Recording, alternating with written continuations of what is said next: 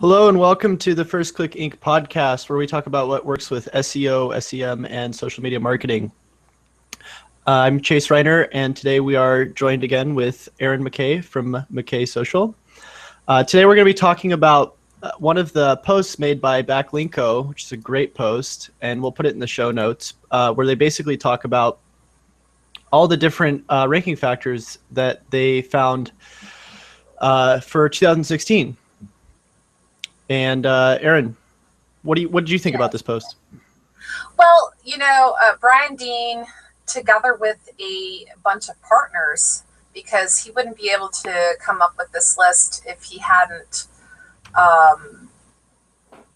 wait a second, I think we're going for, he wouldn't have come up with this if he hadn't had the partners for it. I think it's hard for us to say ranking factors because nobody really knows what these are, because Google keeps that very locked down to the Google engineers. Mm-hmm. But it's good for us to know kind of what's working based on looking at the results. I think I gave you a link to the 200 ranking factors, but I think he made that based off of the other post that he had done with 100,000 results. I can't remember exactly. Yeah, he actually doesn't say ranking factors. He says key findings and things that correlate with rankings. So, I mean, like you were saying, it's kind of impossible to say what the exact ranking factors are, except I think I did see that one post where it kind of put all the different exact ranking factors. But yeah, so he kind of just goes over what correlates the most with higher rankings, which is really cool. Yes, they analyzed 1 million Google search results, and I think I gave you. It's weird. I gave you the wrong link. So what happened was they got together with Ahrefs and Market Muse and SEMrush. What else? Who else did they get together with? Let me go to the end of the post. Let me give you the post right here in the box so that you can see. It is backlinko.com/search-engine-ranking. And they got together with different companies that have access to analyzing this amount of information to come to a conclusion. Now, can we put all of our eggs in this basket? I would say no, but I think it's an important thing to look at because, Google has already gone through Penguin, Panda, Hummingbird has come in, Pigeon, all these different updates, and still they gathered this data, and this is what's happening right now. Now it can change, right? And their data partners were SEMrush, Ahrefs, Market Muse, and SimilarWeb. They also had together somebody else called Eric Van Buskirk from Clickstream. So they got together with a bunch of people that had a bunch of tools to analyze this many things. Well, there was basically like a group of people. It's 1 million Google search results that they analyzed. Well, let's talk about some of their key findings. So the first thing they talk about are how backlinks still remain an extremely important Google ranking factor. And of course, that's true. And I think earlier in one of the podcasts, I said that link building through just link building isn't really a thing anymore. You should start doing it through social. But I'm starting to reclaim that thought as I've personally started to realize that through other people reaching out to me, how easy it is to build links through blog posts. And really all you have to do is create some really high quality content and look for people, whether it be through BuzzSumo or just articles that you read on the internet. I usually just look up SEO, and I'll go through the news feed and read news articles and find things that people are talking about that you're talking about on your blog or your YouTube, whatever, because you can always take your YouTube post and put it on your website, and then recommend those posts to people. And what a great way to get backlinks that way. Yeah, I think that when people think, it used to be a long time ago that people would actually say a link is a link. And that is definitely not true anymore. A link isn't just a link. It depends. Where is that link coming from? What domain is it coming from? What part of the page, because of page segmentation, is it coming from? So instead of thinking backlink building, like many people would go out and get comment links, which I don't recommend doing. They would go out and get forum posts, footer, the forum signature type links. They would do all kinds of things just to build backlinks. I think the mindset needs to change into content strategy. You create a pillar post, and then you do want to build backlinks, but you don't want to do it the way that it used to be. The way that you do it is you build a relationship with people that would love that pillar content that you created. And then after you build a certain rapport, you go, hey, I see that you're right, on this blog post of yours, you wrote about XYZ. Wouldn't it be great if you included my link as a link of resources in that blog post of yours? But you already built a rapport with that person before you ask for that backlink, and you're not asking for them to link to something that's not high quality, and it's also, they're not linking from like some link farm. It's an actual blog post that is totally relevant to your content. So that's the way that I believe. It's more like content strategy more than building backlinks. Yeah, and another thing that's important is to make sure that those links are coming from sites that are relevant to your site. So making sure that you're not going out to, if you're doing SEO articles, you're not going to like the farmer's market or something random around like home building or something and asking them to link to you. Or make sure that you're not getting a link in their footer where it's showing up on every single page. And footer and sidebar, yeah. The best links you can get are usually from index pages, so home pages, but it's still good to, it's still great to get links from blog posts, sub pages, whatever you can get. But yeah, just make sure you're not going in there and saying, hey, can you link like this? Can you put this exact match anchor text? Because even though exact match anchor text is a strong ranking factor, which was something we were going to talk about next, you don't want to get hit by Penguin, because you still can get hit by Penguin, and it's going to happen if you have a unnaturally large amount of or a bad ratio of exact match anchor text and no mentions of your brand, or some people put click here. That stuff's going to happen. Right. I do think that I don't know if you saw this or not, but Barry Schwartz came out in Roundtable and he said that they're making Penguin a part of the algorithm instead of having the Penguin updates. That Penguin is actually becoming part of the algorithm now. So I definitely, even though Backlinko's post found out that exact match anchor still does help, I would say make sure that if you're going to get backlink anchor text, make sure you have a variety of anchor text, because naturally that's what happened. People don't link to you always with your keyword phrase. That's not natural. And Google's going to figure out that you're manipulating something if you have a lot of exact match anchor. But it did surprise me that exact match anchor still mattered. They were saying that's like one of the strongest correlations they found, which is pretty funny. Yeah, but still, that's not enough to make me go, oh, let's go for it, because a year from now, Google might decide to start hitting that real strong. Yeah. Well, in the end, you really don't want to be asking people for exact match. You just want to be saying, hey, can you recommend this post? And they'll usually recommend it how they see fit. And it's usually within their blog post. So when they're talking about a certain something, they'll probably find content in there that they can use to link to your post. That's probably not going to be the exact same, title that's in your post. But you have to imagine there's probably some people out there. Wouldn't it be funny if there was some people out there who actually got hit with the Penguin just because out of some weird coincidence that a lot of people just recognized that post with that anchor text and just started linking to them with that? Yeah, there actually have been cases with people that weren't trying to link build but got hit with Penguin. That's awful. Yeah, it is awful, but collateral damage. There's a movie about that. That's what happens. A lot of collateral damage happens when you mess with the algorithm. And a thing that I want to keep real clear here is we're not saying that these findings are ranking factors. Google on their site, I have a link to it. The google.com/inside search, how search works and algorithms. They say this: today, Google's algorithms rely on more than 200 unique signals or clues that make it possible to guess what you might really be looking for.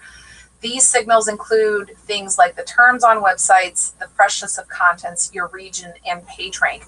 So Google itself is saying there's more than 200 unique signals, but like Matt Cutt said, there's 50 varieties of those signals. So, 50 times 200, you start to realize there's different weights, there's different thresholds, and there's different niches where some things may make more of a difference than others in different niches also. So I really want to preface this whole, when you go to Backlinko and read this, don't go, okay, now I know this is it. This is what they found from a million results, but it may vary. Next year, it may be different because they're constantly updating it. So yeah, they were also talking about kind of what you were just talking about in terms of the different varieties of ranking factors. And one of the things that they noticed was that a lot of the pages that are ranking these days are variations of the main keywords. So they actually found that the title tag has a small relevance to ranking factors or to ranking in the search results. So like, for instance, if you were to write how to make soup and something came up about something about soup. I mean, I can't think of it off the top of my head, but you could still rank for a specific query, even if that exact match query isn't in your title. So Google's kind of switching more to semantic these days rather than focusing on exact match titles or headers, that kind of thing. I think that's because of RankBrain and being a part of the algorithm also. That may be, they're starting to get their computer starting to get even smarter, right? They already know that when somebody says something, that the words that correlate with that. So that's why co-occurrence is so important when you're writing on any topic. You have to do co-occurrence research before putting out content. And I know it's a pain in the butt to be, oh my goodness, here's the keyword, now let's go look for all the co-occurrence words. But you have to do that research because that's what Google is looking for. They're looking for words that are correlated with your topic so that they can really identify that piece of content as being what the searcher is looking for. Right. Well, another thing they were talking about too was how SSL or HTTPS has a correlation with ranking, which is true. That's actually something we can say is true. Google has released the information that switching to SSL on your site is actually going to help you rank better. By how much, we don't know, but and this kind of goes into whether we should recommend this to people to switch to HTTPS or not. And in my opinion, because it's kind of a big deal. Like, for instance, switching everything over, for one, you have to, like when I switched over to HTTPS, I actually lost all my ranking, or not my ranking signals, my social proof on my site. So there's something you have to do for that, which is crazy. And there's a bunch of other stuff you have to do. And I wouldn't recommend it unless you already have a pretty big site or you're just starting a new one. Yeah, if you're starting a new one, definitely make it HTTPS. It's going to be so much easier. Now, to transfer from HTTP to HTTPS, you got to get somebody, a good web developer, to do this that really knows what they're doing, They have to go in 301, all the HTTP URLs to HTTPS. They have to do it correctly so that it actually works. And then they have to submit a new sitemap with the new URLs. I mean, Google's going to have to crawl it all. You might, momentarily lose some of your rankings. And so it's not as simple as it seems. But the fact is, if Google comes straight out and is saying HTTPS is going to be a ranking factor, you're just going to have to bite the bullet at some time. And if you have enough money to pay for an SSL, definitely go for it. But go for it in the month that you have looked over the years and seen, oh, this is the month that I have the less amount of traffic. So do that change in that month, because it's not going to hit you as much as if you're doing it in a month when you get a lot of traffic over the years. I can see from looking back on my websites which months get the least amount of traffic, which months get the most. So I would definitely go with that month that gets the least, so that you don't feel it as hard. But definitely, if you're starting a new website, don't even think twice. If Google is saying that HTTPS is a ranking factor, they may not even be doing like huge, like making it a big weight right now, but there's a big possibility it might get to be a bigger weight in the future. So yeah, it usually seems like the little things they push in the beginning are usually the things that end up bigger in the end, like mobile. Exactly. Because when that first came out, people were like, I don't know about that. I'm probably not gonna work on that anytime soon. Now it's like, if you don't have a responsive theme on your site, it's like, oh my God, you're probably not even gonna show up on a mobile phone, or at least they're not gonna have you show up. Yeah, and that might affect, I mean, it's not just the fact that you won't get found for mobile, which they've already said. It's not going to affect the desktop rankings, is what they've said. But you have to remember this: if more people find you, and there's more people on page, and there's more people staying on that page for a longer time, these are all factors that Google is looking. And so if you lose that percentage of mobile users, it may affect your site in other ways that may eventually affect your desktop rankings. And these are things that people don't think about. Which goes into one of the other things that they were talking about, how they said we found that low bounce rate was associated with higher Google rankings. And I mean, you and I can pretty much agree that if you have a high bounce rate on your site, people are going to your site for a search result and they're going back to the search results and clicking on something else. Google's pretty much going to know, well, this other site should probably be ranking higher. Right, because they want to give the best results. And if somebody gets to your page and clicks the back button, Google knows that. And I have a really good friend who studies SEO and has a business, a website, and he told me what he did because he had lost a lot of rankings. And what he did was he created a super awesome chart on his page that kept people more time on his page. And because it was like this chart of explaining why they should choose this instead of that, but it was something that kept people on the page longer. And he actually jumped in rankings from, I think, page 4 up to page 1, number 3 in the result for a product keyword phrase, which is going to convert, because a product keyword phrase is usually something that people will buy. Like if you're searching for, blue jean skirt, that's a product keyword phrase. It's not an informational phrase, so it's going to convert into money sales, right? Yep. Yeah, I was actually listening to this guy, Josh Bashinsky, which we're going to have tomorrow on the SEO podcast, and he's ranking number 1 and 2 on YouTube right now for SEO, which is crazy. And in his most recent video, he basically went over, like, for 2 hours all the different ranking factors for SEO in 2016. And I'll actually put that video in the link. You should really watch it if you guys haven't. And Josh is a little fearless, huh? Yeah, I mean, he knows his stuff, though. He's pretty good. Yeah.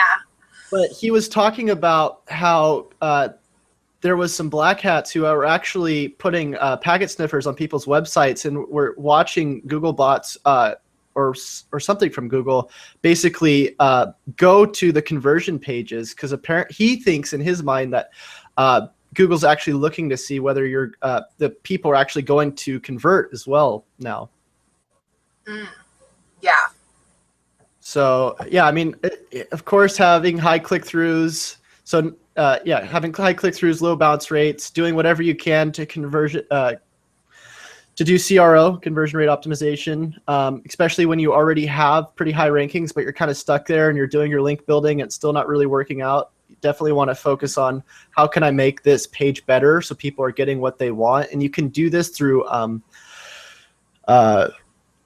heat map tracking, seeing where people are clicking the most. So if you have a heat map on your site and people are going to like the bottom of the page to get to where they want, and that's where they're clicking, maybe you want to bring that up. And in some cases, having bounce rate isn't always bad. Like if it's a blog post, some people are going to blog posts and leaving because they're getting the information they need and then they're leaving. But the important thing is usually when they leave, they exit out of Google. You don't, in some cases they don't, like in terms of like medical information, then they're just looking up a bunch of different posts. But in most cases, people will just go and find your blog post, get the information, and then leave, and not bounce back to the search results.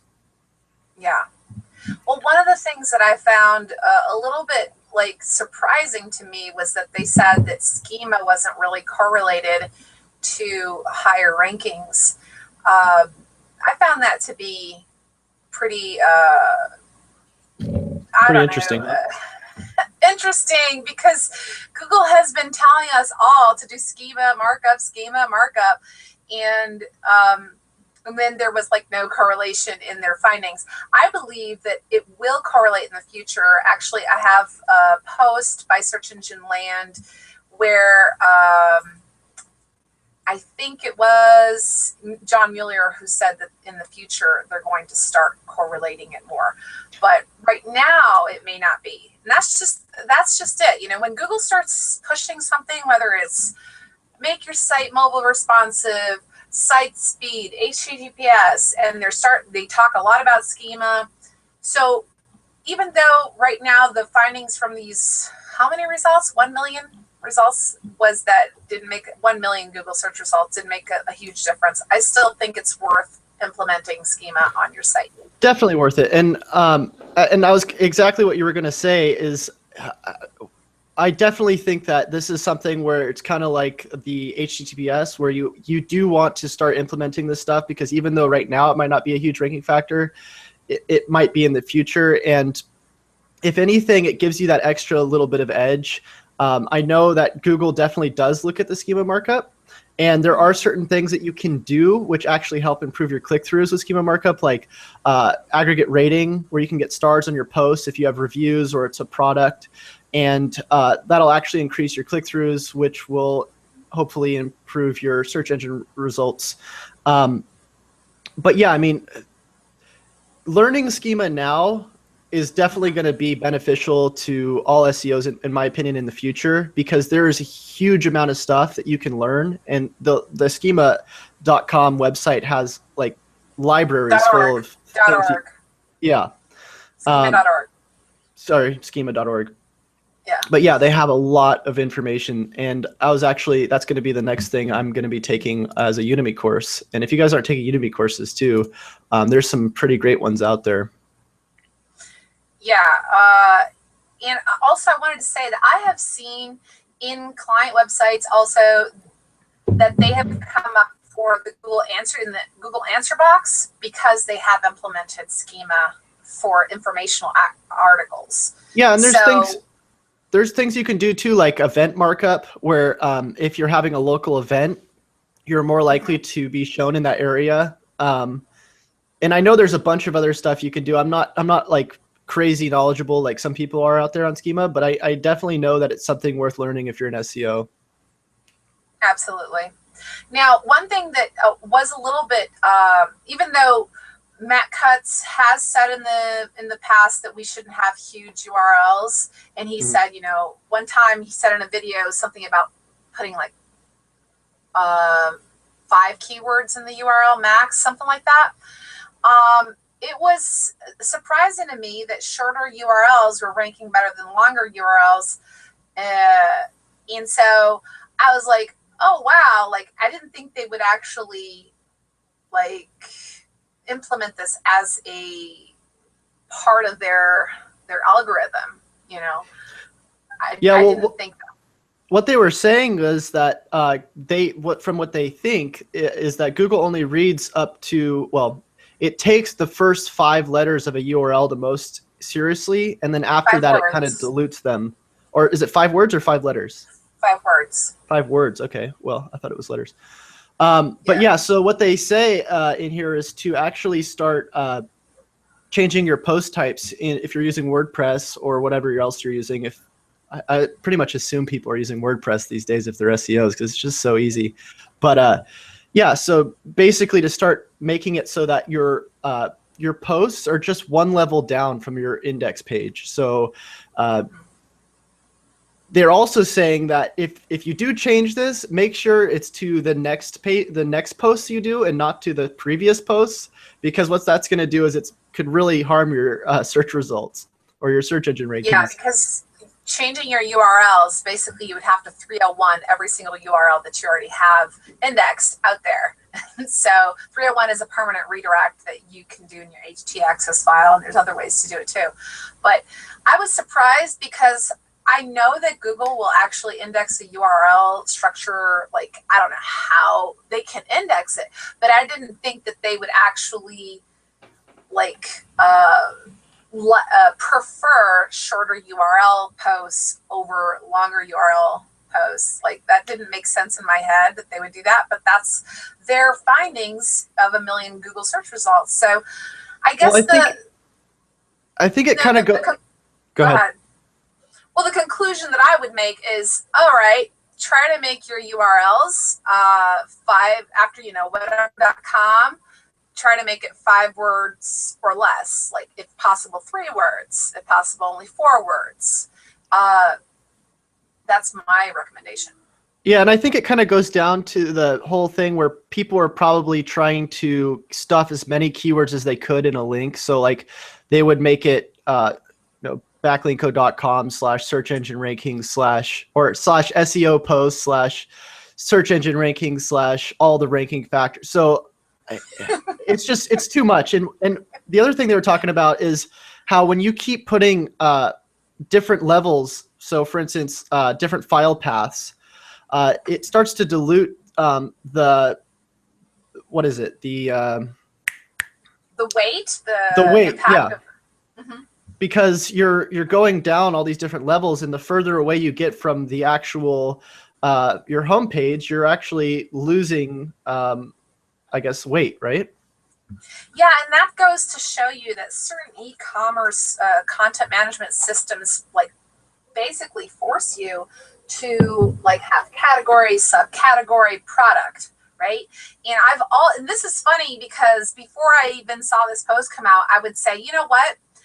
Even though your product is under category, subcategory, why don't you just put your product, the product name, like whateverdomain.com, and then pink furry rug, right?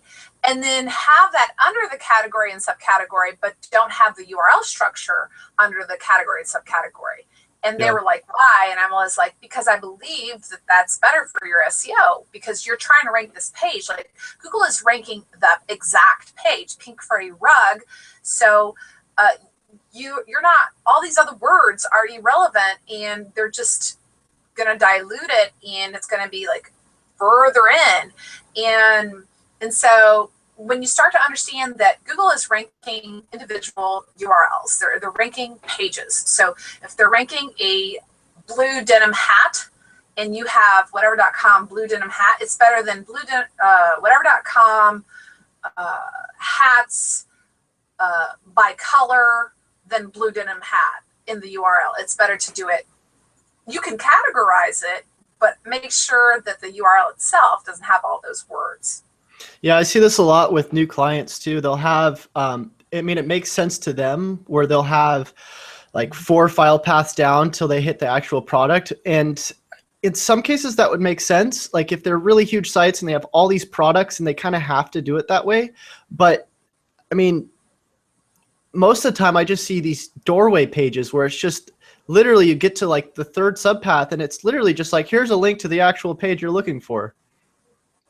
Yeah, that is something that Google doesn't want. They want to give the searcher, if the searcher is looking for something specific, they want that specific thing to be exactly on the page that they give to the searcher. Yeah. So that's why I say when people try to rank, like they have a category and they're trying to rank a variety of things in that category, it's better to rank like the general category name, and then in the individual products, then you try to rank those individual products, because if somebody is searching for yellow thermos, right, they don't want to end up on a page that has orange, blue, pink, black, all these other thermos colors. When they were looking for a yellow thermos, they don't want to have to weed through all those thermoses to find the exact thermos they want.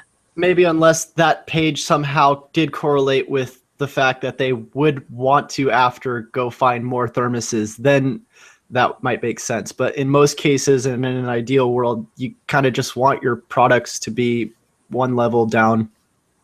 Mm-hmm.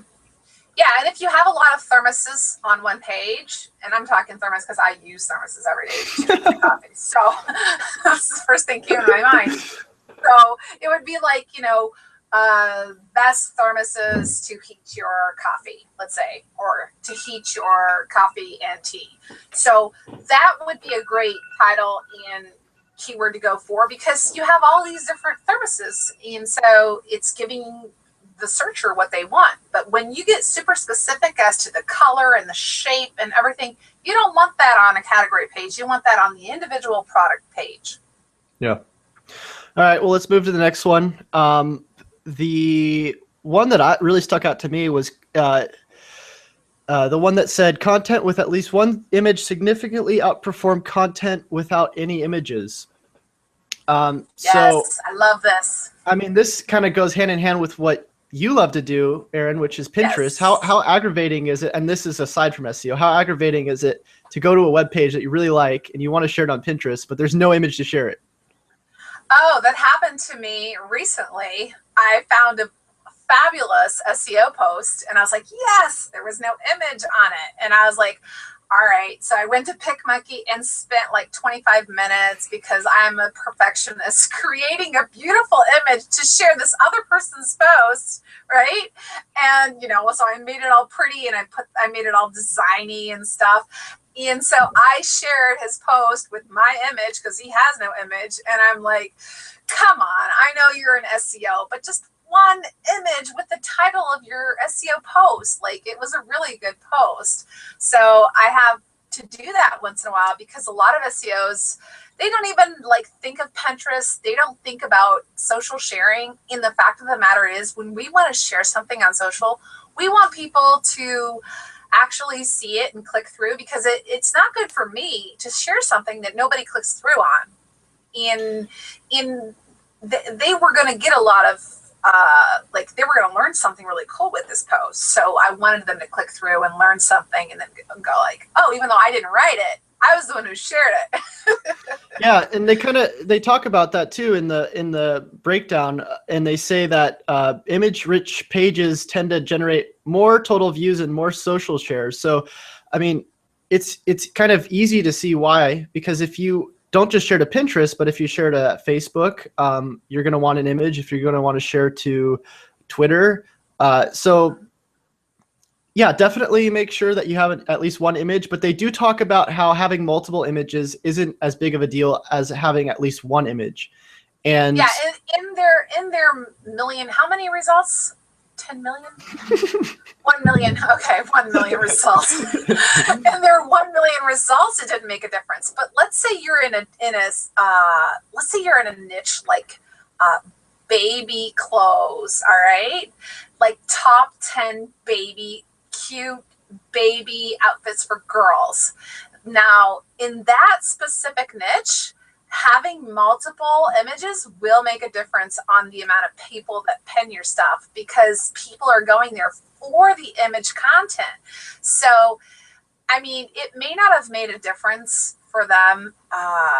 There are 1 million results because they're looking at all sorts of niches. But in specific niches, I have to disagree with their results because my posts that I've done test posts in certain niches. And when it's a super girly, female-oriented niche, the more images you have, the more that gets pinned. Well, in And some I have niches, a, you know, and some niches are really image oriented. Like you need to make sure that the people who are going to your site are actually going to go look at images and not really so much text.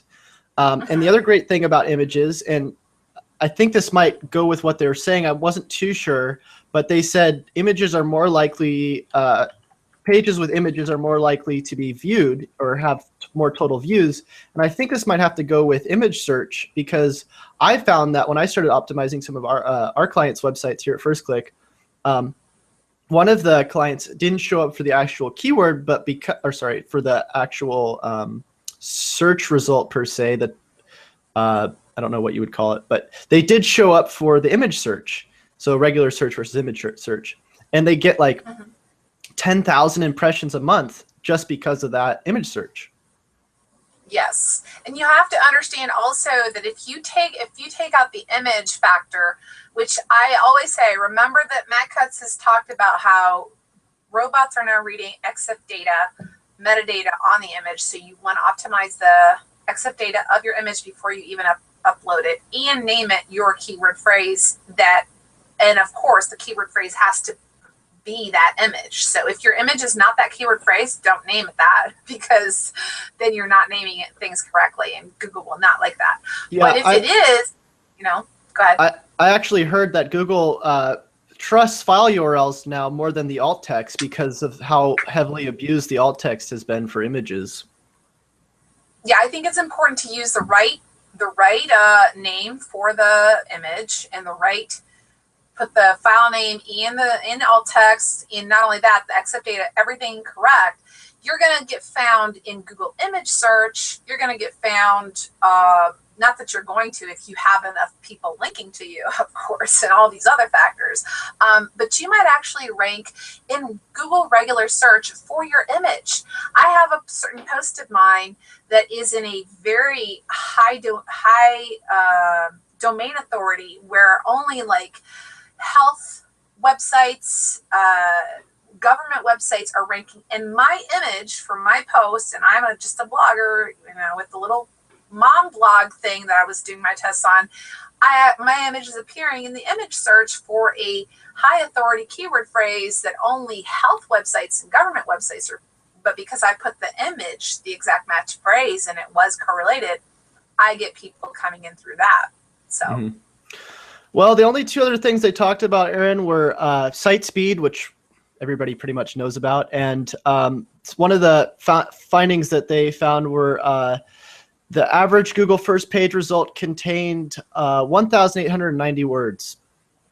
Now that was a huge takeaway for me, because a lot of people have told me, oh, it doesn't matter how long you write content, how long it is.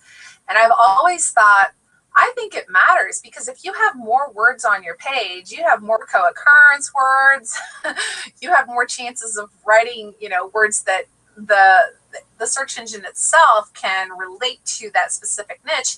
And if you're going that far into the explanation of what the searcher is looking for, then you're going to obviously be making your readers happy. And so I've always thought that this was a fact, but I didn't know it. I mean, I didn't think that it would come up as one of those factors here. So I thought that was great. I think what it has to do with too is I think people are probably more inclined to share longer posts because they trust them more. Because generally, when people talk about something for long enough, they usually seem smart. and I don't. I mean, that's of course not 100% true at all. But that, and I think also the time on page probably is a lot longer, and people are more likely to read an article that's really in depth than something that's probably just 500 words about something that maybe they want to learn a lot more about. Yeah, it's funny because a while ago people were like, oh, in order for the freshness update, we have to always be, crank out a lot of content, crank it out, just crank it out, whatever. And I was like, I just don't believe that, because if you're cranking out something that doesn't have a high value, if it's not like something that is going to make people go, oh yeah, this is super important, then what's going to happen is people are going to start relating your content to low quality. And it's better for you to only post, let's say, once a week, but something that people really like, than to post every day something that people like, whatever. Yeah. We all know that. Well, and it is true that updating your site frequently is important, but like you were saying, updating it every day with low quality content opposed to updating it once a week with really high quality content is going to go a lot further.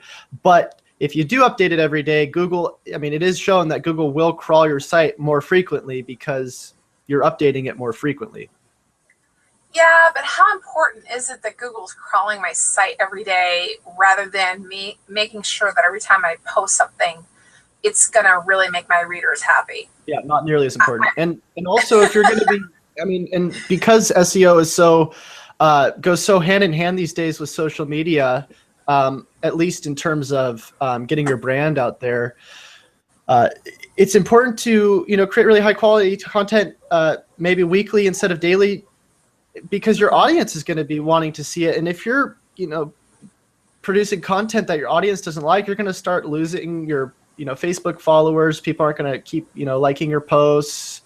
And you don't want that. You want people who are dedicated to your content, who are going to send you back links and recommend you to other people and generate that really strong brand awareness. Yeah. I do want to say, though, that if your website is more like one of those, I don't know if you've seen these sites or not, but they're just basically like image or video sites that have gone viral. And so they get a lot of traffic because they only post like hilarious images, and the image itself is just so funny that a lot of people share it, or it's a video that's gone viral. Then this may not be the right, you don't have to write a huge article about that video that went viral. It depends on the type of site that you have, Mm-hmm. It really does. Well, that's pretty much it. We're running out of time. The only other thing that I didn't see them mention was AMP, and I definitely want to talk about this next time, Aaron, because Google has now added it to their webmaster tools, and I definitely think AMP's going to be very important in the future, especially since you can actually get AMP now for your websites.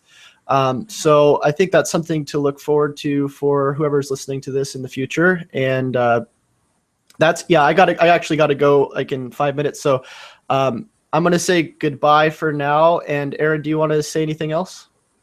Yeah, I'm Erin McKay, ERENMCKAY. You can find me on Twitter. And this is a great podcast. Yeah, it's a good one. Check out the backlinko. Yeah, we'll put the things we mentioned in the post, and we'll see you guys next time. Okay, bye.